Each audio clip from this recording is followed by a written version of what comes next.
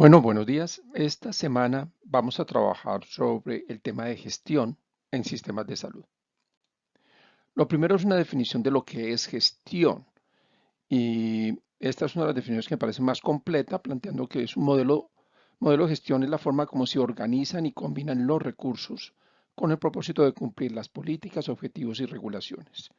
Un modelo de gestión depende de la definición que se dé a las prioridades del sistema. ¿Sí? Entonces, lo importante aquí es que básicamente en sistemas de salud, en salud pública, estamos hablando de gestión de recursos. Esos recursos no son solo materiales, financieros, pero también humanos.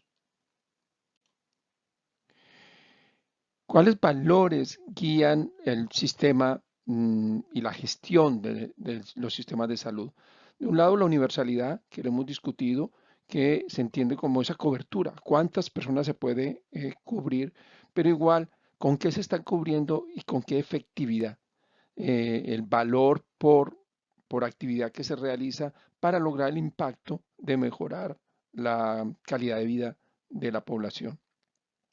¿Y cuáles son las funciones del Estado en esta gestión? De un lado es informar a la población, si lo hemos visto con temas como la vacunación del COVID, o proveer directamente servicios, o financiar la provisión de servicios, que es otro camino, y regular el mercado, que es un poco lo que en Colombia se está realizando. Hay un concepto que plantea el Ministerio de Salud colombiano y es la gestión de la salud pública, que es un poco distinto. No la gestión de los sistemas de salud, pero la gestión de la salud pública, definida como un proceso dinámico, integral, sistemático y participativo, orientado a que las estrategias, procedimientos e intervenciones de salud pública se realicen de manera coordinada y organizada entre los diferentes actores del sistema general de seguridad social, otros sectores del gobierno y las organizaciones sociales y privadas, al fin de alcanzar los resultados en salud. Como ven, esto involucra otros aspectos, además del, digamos, del manejo del recurso, sea financiero o humano, pero involucra conceptos como participación y coordinación intersectorial, coordinación de sectores público-privado, por ejemplo. Ahora, ¿cómo se hace esa gestión? Entonces, para la gestión existe una serie de herramientas, de metodologías de planeación, de implementación, de evaluación de política, de definición de programas, planes, proyectos, ¿sí? Y se requiere formar al talento humano en habilidades gerenciales. Esto es complejo. La mayoría del personal que trabaja en el área de salud y en salud pública, la mayoría de ustedes son personal formado más para atender pacientes, no tanto para gestionar instituciones, gestionar recursos, gestionar operaciones. Sin embargo, mal que bien, a pesar de que no tengamos esa formación, terminamos en puestos de gestión y por lo tanto hay que crear esas habilidades, hay que formarnos con esas habilidades. Este es el mapa de procesos de la gestión en salud pública también del Ministerio de Salud, que comienza con las necesidades en salud y culmina con los resultados en salud, pero involucra muchos aspectos. De un lado, la gestión para la excelencia de las personas, toda la gestión del talento humano, ¿sí? Todo el manejo de redes y todo el manejo de recursos, ¿sí? Pero también hay aspectos como el ejercicio de la autoridad sanitaria, que lo hemos visto en gobernanza, pero una cosa es, digamos, el concepto general de gobernanza o de liderazgo y otra es cómo se gestiona esa gobernanza, ¿sí? Y esto es parte de lo que se evalúa o se analiza en gestión. La evaluación de políticas en salud pública, el desarrollo de capacidades, como mencionábamos, gerenciales, por ejemplo, la vigilancia en salud pública. Y dos elementos claves es la gestión de las organizaciones y del talento humano, así como la gestión de prestación de servicios. Todo esto, de nuevo, la idea es que se parta de unas necesidades en salud y lleguemos a unos resultados en salud adecuados. Dentro del modelo de resultados que plantea el Ministerio de Salud, hay varios aspectos que quiero resaltar. Uno es la necesidad de contar con políticas claras, con direccionamiento, con planes bien estructurados. Otro es la coordinación entre actores. Es un problema importante en el país, tanto dentro del sector como con otros sectores. Otro elemento importante es la necesidad de trabajar en red. ¿Sí? El concepto de que no hay que mirar hospital por hospital o servicio por servicio, sino en un concepto de red y la importancia de que las decisiones sean tomadas con base en información y en buena información, en calidad de esa información, una información oportuna, veraz, confiable para poder tomar las decisiones. Y un elemento importante es todo este elemento de planeación, que es un elemento clave cuando hablamos de gestión. El Banco Interamericano de Desarrollo ha trabajado diferentes aspectos en la gestión a nivel de política pública. Y aquí entra la salud pública, entran los sistemas de salud. Y hay un elemento clave y es de gobernabilidad, ¿sí? Pero hay otro y es todo la identificación, la reducción de riesgos.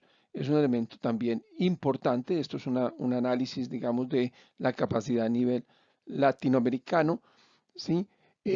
También para temas como la gestión de desastres, ¿sí? Que también estamos preparados, que también se planifica no solo el manejo del desastre, sino el post-desastre.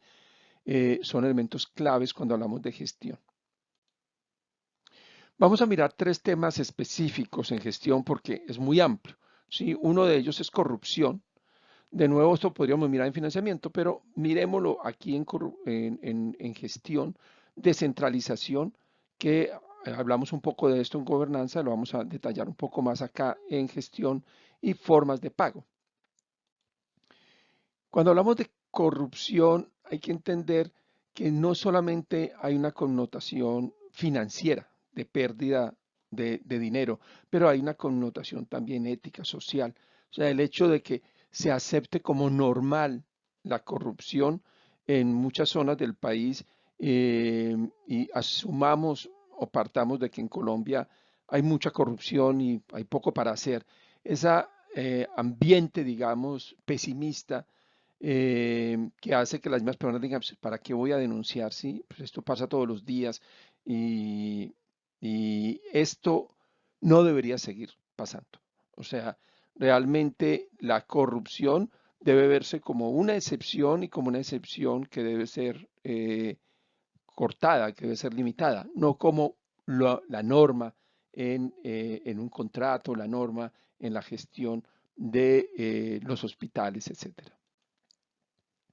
Ahora, ¿cuáles son los efectos de la corrupción en, en los sistemas, en los servicios? Pues claramente hay un efecto muy importante, ¿sí? En al final lo que las personas reciben como servicios. O sea, la corrupción está afectando, está quitando vidas, es no solamente decir, bueno, pues si se pierde algo de plata, da un poco lo mismo. No, realmente aquí hay que pensarlo en términos de que la corrupción mata, ¿sí? Y hay que tener en cuenta que hay este concepto de, bueno, si a mí no me afecta o si yo puedo aprovecharme de la corrupción, pues ¿por qué luchar contra ella, no? Entonces, aquí también hay unos temas de legalización, digamos, o de falta de legalidad en una cultura como la colombiana. Ahora, cuando miramos la percepción de corrupción en Colombia es interesante porque realmente en diferentes encuestas realizadas por la ONG Transparencia Internacional, la corrupción, digamos, ha disminuido, la percepción de la corrupción, ¿sí? Aquí estamos hablando, en Colombia sería esta línea, ¿sí? La línea más delgada, em, perdón, esta línea, ¿sí? La línea, la línea que está como en rayitas, ¿sí?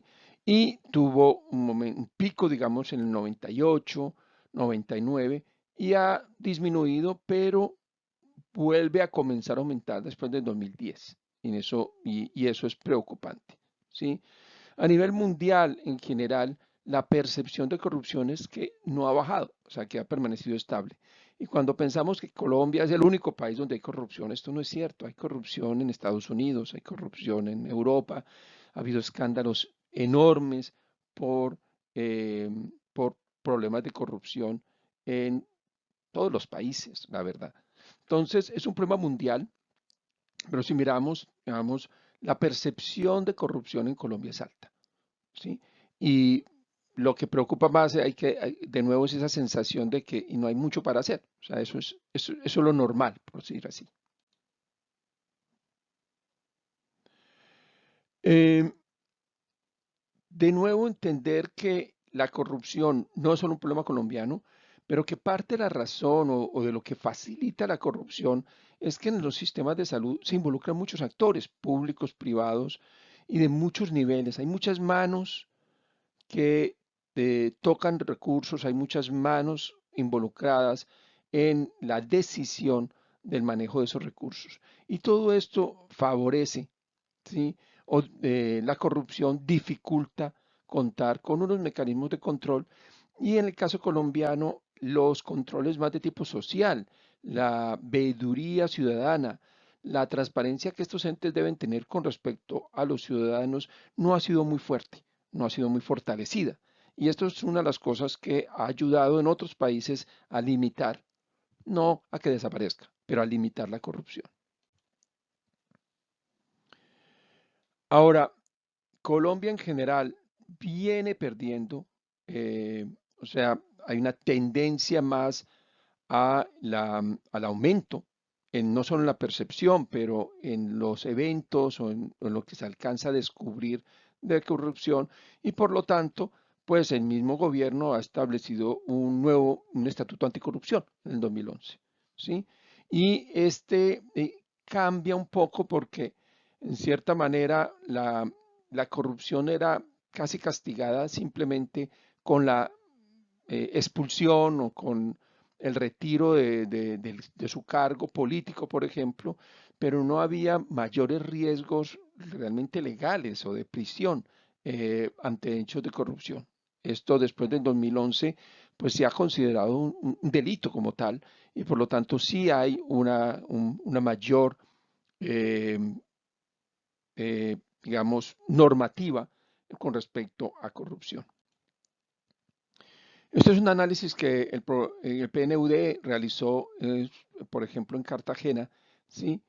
Y uno de los primeros elementos que aparece es que la captura de los recursos de salud por parte de familias políticas se considera, digamos, el elemento uno cuando hablamos de corrupción, ¿sí? Control clientelista de hospitales municipales, de juntas directivas, el usar los trabajos en estos hospitales para votos.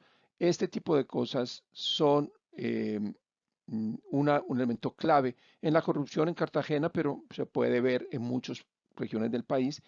Y está en la vulnerabilidad en los contratos, como los contratos son contratos en su mayoría de corta duración. eh, las personas tienen miedo, por ejemplo, de denunciar cuando hay una situación de corrupción, porque su puesto es totalmente depende de que el gerente lo apruebe para el próximo mes, inclusive, o por lo menos para dentro de 6 meses. Hay unos estudios que demuestran, que un poco opaca la imagen, pero que demuestran cómo la corrupción tiene un efecto, por ejemplo, en mortalidad infantil. Países con niveles más altos de corrupción tienen una mayor mortalidad infantil. Esto análisis se han hecho teniendo en cuenta otros factores como ingresos, pobreza, etcétera, pero la corrupción con, en sí misma es un elemento, volvemos al concepto de que la corrupción mata. La corrupción no es solo un problema de que se pierda plata, la corrupción es que un problema de que se pierden vidas, ¿sí? La corrupción es un problema de que disminuye la, eh, la cobertura en vacunación, dependiendo del nivel de corrupción que tenga un país. Por lo tanto, de nuevo, La corrupción es algo que requeriría aún mucho más participación activa de todos nosotros como ciudadanos. ¿Sí? Pasamos a un segundo elemento y es el de la descentralización. ¿Sí? Entonces, Colombia, a partir de la nueva constitución, inclusive un poquito antes, decidió descentralizar algunas de las decisiones, descentralizar el nombramiento de autoridades locales, descentralizar algunas de las decisiones y descentralizar parte del recurso también a nivel local. Entonces, ese proceso se ha venido consolidando, pero ha tenido grandes dificultades y hay zonas donde, pues, digamos, se ha fortalecido esa capacidad local y otras zonas donde no, y ha habido inclusive regresos en algunos procesos en los cuales el gobierno nacional, el Ministerio de Salud, por ejemplo, ha decidido hacer pagos directos desde el gobierno nacional, sin pasar por las autoridades locales. La ley 715 del 2001, que debió ser reformada en el 2015, y pues ya vamos en el 2021 y no ha habido forma de ponerse de acuerdo de cómo reformar esto, em, le dio, tuvo, digamos, un capítulo específico con respecto a lo que era el papel de los entes territoriales. Y allí básicamente se les asignó un papel en el régimen subsidiado. O sea, ustedes gestionan el régimen subsidiado. Esto es un problema porque los mismos secretarios de salud se quejan cuando ellos cuestionan o piden información a las EPS o EAPBs. Ellas dicen, ¿para qué le va a pasar la información a usted? Usted no tiene poder realmente y usted no me manda ni me supervisa, ¿sí? Todavía que la Supersalud me pregunte, pero usted como secretario de salud no, no, no tiene realmente ningún poder.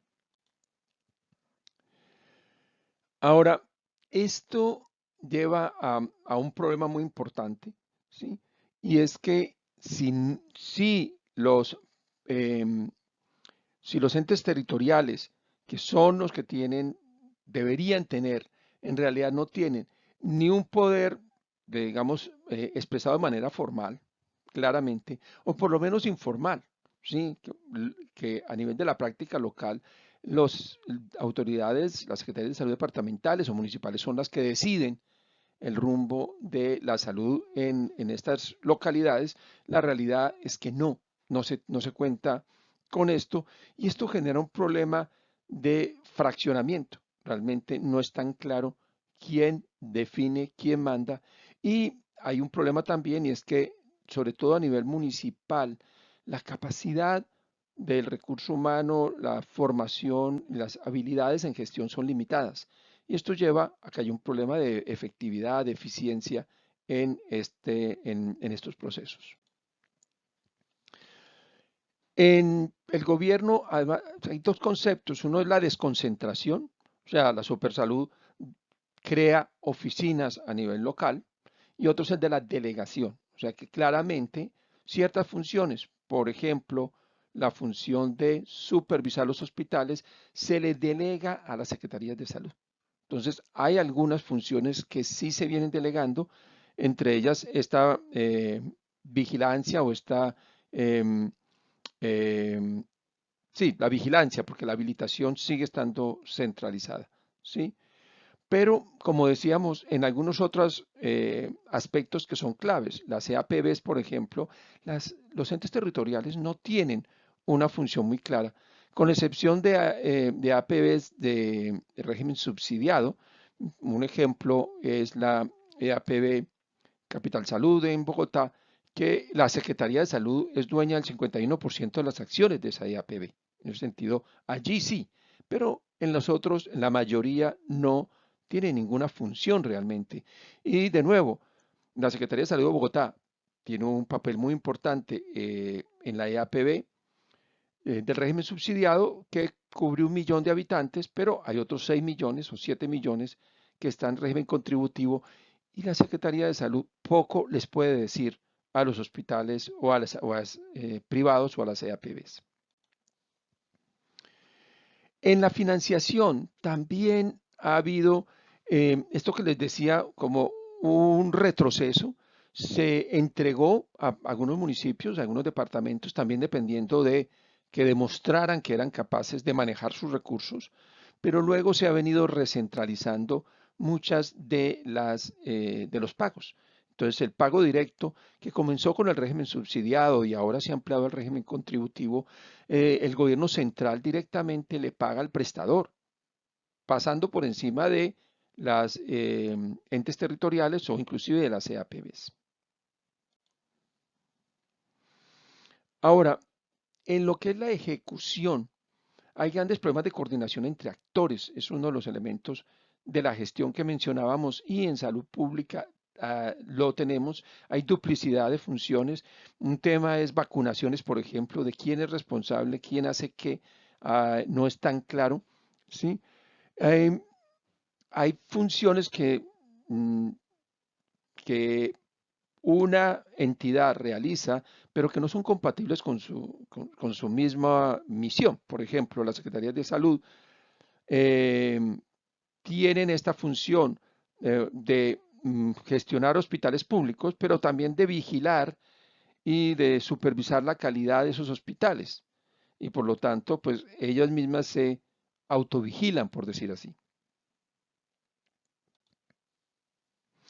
Y en la provisión, como decíamos, hay un proceso de descentralización por el cual, sobre todo algunos entes departamentales y municipales han creado su propia red de prestaciones o la han consolidado, ¿sí?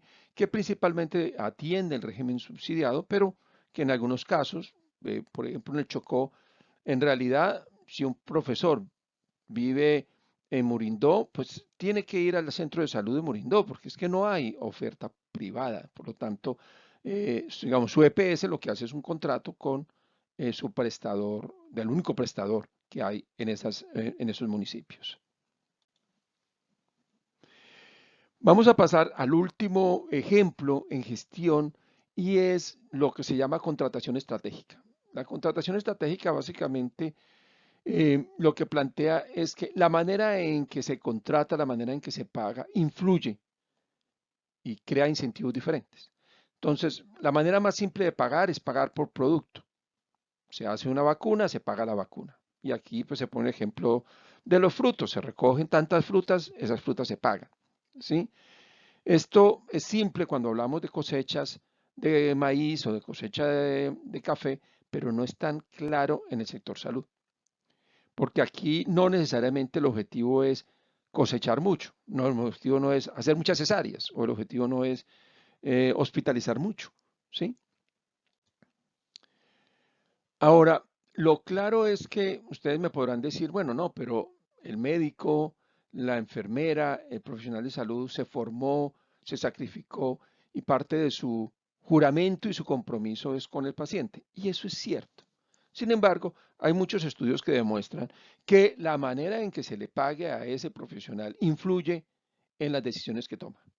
Y por lo tanto, hay que buscar que la manera de pagarle ayude a que busque calidad, ayude a que busque resultados y no lo opuesto. Ahora, ¿cuál es la manera más frecuente de pago en el sector salud? Sigue siendo como en la recolecta de café. O sea, es un pago por evento. Se hace una actividad, se paga la actividad. Se determina un precio por actividad. El problema de esto es que el prestador eh, tiene un incentivo a crear demanda, ¿sí? A inducir demanda, porque depende de cuántos cesáreas haga, por ejemplo, pues va a tener más ingresos, ¿sí?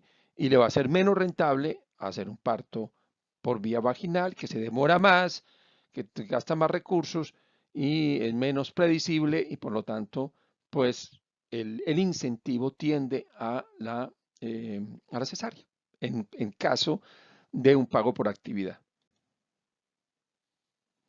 Ahora, hay otras formas de pago. Una, la capitación. Yo le pago porque me garantice los servicios de atención, de control prenatal o los servicios del niño sano en una población.